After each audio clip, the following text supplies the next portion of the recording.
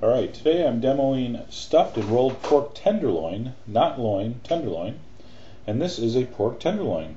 Okay, it's about a pound to a pound and a quarter. They usually come two to a package, and they're pretty much trimmed, but you do have a little bit of what we call the silver skin at the top. Alright, so I'm going to have you trim all that off, and you've seen this done in other demos, so I'm not going to waste too much time here. So I just want you to go carefully with your boning knife, nice sharp knife, and just take off that white silver skin. Now the tenderloin of the pork has kind of a fatter end, and then it gets we call it the tail, the skinny end. So up at the top, the larger end there's going to be a little flap of meat. I want you to cut that off.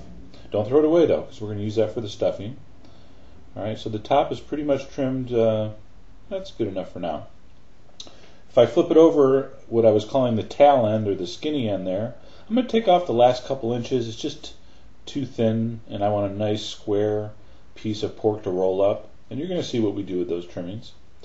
So now once I have that trimmed, I'm going to take my knife and go right down the center, about halfway in, and then just slowly with the tip of your knife, open that thing up. If you can envision like a hot dog roll, that's kind of how far in you want to go. Okay? And then just give a couple slashes. Don't go all the way through. Alright, the only way to screw this up is to go all the way through.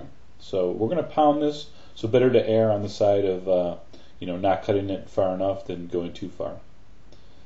Alright, so that looks pretty good. So we're going to reserve those extra pieces. I'm going to put it on a silicone mat or just 2 pieces of plastic wrap, and you can flatten this out. There's a couple methods I use. This is just like a 3-inch wooden dowel I use as a rolling pin for baking. That works nice. I have one of these kind of heavy steel mallet type meat pounders. Alright, that'll work. And again, I don't want you to go too thin here. I'd say about a 1/2 inch thick is pretty good. So I'm going to stop right about there. What I'm going to do here is I'm going to roll this up and put it in the fridge while I make my stuffing. Alright, in general, meat's a little easier to work with when it's cold. And if I missed a little piece of silver skin there, so I finished up my trimming. But you see how nice and even that is? That's why I took that piece I'm chopping up right now off the top. So I'm going to just dice that up with a Chinese cleaver here. And here we go with the stuffing. So that's probably about a 1/2 cup, maybe a little less, of the chopped reserved pork. I got a big handful of fresh parsley. I snuck in a couple sprigs of rosemary, 1 whole egg. That was 3 cloves of garlic that I crushed. All the ingredients will be on the site as usual. That was a teaspoon of freshly ground black pepper and a big pinch of salt, another teaspoon. And here is the secret ingredient. These are currants. They're like little delicious raisins. Okay, so you can find currants. They're right next to the raisins in the supermarket. I'm going to put in, I don't know, 3 or 4 tablespoons. It's going to give it a beautiful sweetness and really nice with the pork. Dried fruit pork, of course, very traditional. I'm going to take some olive oil here and give it a good 2 to 3 tablespoons of olive oil to really moisten that stuffing. Because this is going to be a bread stuffing, we're going to add some breadcrumb now. I'm going to put in 1/3 cup of just regular plain breadcrumbs. Now, because I have my fresh parsley and a little bit of rosemary in my herb mix there, I don't use the seasoned breadcrumbs. In fact, I very rarely use the seasoned breadcrumbs. I'd rather use the plain and season my own. And that's pretty much it. Take a fork and mix it really well. You don't have to worry about over mixing it, so you want to make sure everything's incorporated. And of course, I realized at this point, oh my God, I haven't put cayenne in yet. So I gave it a shake of red pepper, and then just from instinct, another pinch of salt. I just knew it needed it. Alright, so we'll take our refrigerated, pounded, nicely squared off pork loin. We're going to put our filling in there. Now, wet your fingertips. Wet fingertips make this job so easy. I just want you to spread it nice and even, but you'll notice where we're going to roll towards, I want you to leave about 2 inches of meat with no stuffing. Alright, so pat it all down nice and even, but in the top, the front, that you're going to roll towards, as you see me in a second here, you're going to leave that meat without any stuffing on it, because as this cooks, the meat will stick to the meat, but the meat won't stick to the stuffing as well. So we're going to roll it and tie it, but I want you to, I really want to make sure you leave that little space there. Very important. And that's pretty much it. And again, don't roll too hard where you squeeze all the stuffing out. Be gentle. Be gentle with your tenderloin. Now the tying, there's so many complicated methods I see. It drives me nuts. This is not rocket surgery or rocket science or brain surgery. It's not either of those.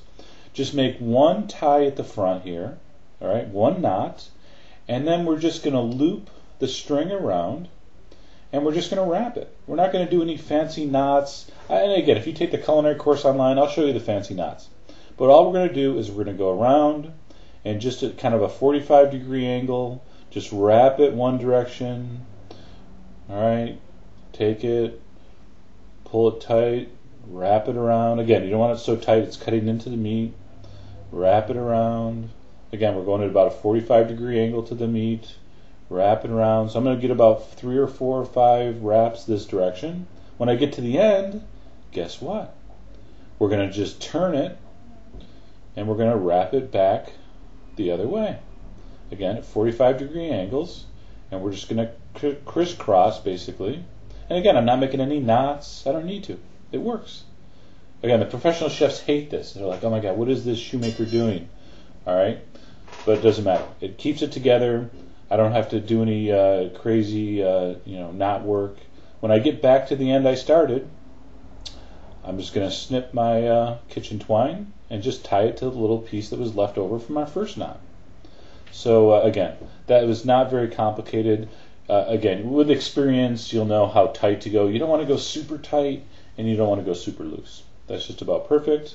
Now what we're going to do here is we're going to take some salt and pepper, and we're going to season the outside well. Now the inside, that stuffing was very well seasoned with the garlic and the salt and the pepper and the cayenne. But I do want to season the outside. We're going to take a smoking hot metal skillet, all right, my stainless steel. I want you to brown that on all sides. Take your time, give it 3 or 4 minutes per side. I'm going to say there's 4 sides. Then it goes in a 375-degree oven for 30 minutes approximately. What you want there is internal temperature of about 165. All right, so 30 minutes later, it came out of the oven and it is ready to eat almost. Now we got to let our meat rest before we untie it and slice it. All right, we need at least 15 minutes. By the way, I'm going to show you a delicious Dijon sauce made in that pan with those drippings. So do not wash that pan. All right, I'm just going to put my meat on a piece of foil here on a plate. And after 15 minutes, after it rested nicely, I untied it, which was really easy, by the way, because I didn't have 17 different knots. All right, I'm going to give it some nice, kind of diagonal slices. You could cut it straight down if you wanted. But if you cut it at a little bit of an angle, you get a little wider of a slice, just makes for presentation. And look at that delicious rolled stuffing. Again, I served it with a Dijon sauce, with some cauliflower mashed potatoes. Incredible, incredible, okay? Now, again, stay tuned tomorrow. I'm going to show you the sauce. And I actually was kind of mad when I finished this. I realized I had a little bit of a red pepper I was going to dice up and put in. That's what it would have looked like. Thank you, Photoshop. So anyway, very versatile. You can put a lot of different things in the stuffing. I hope you give that a try. Enjoy, and stay tuned for the sauce demo tomorrow.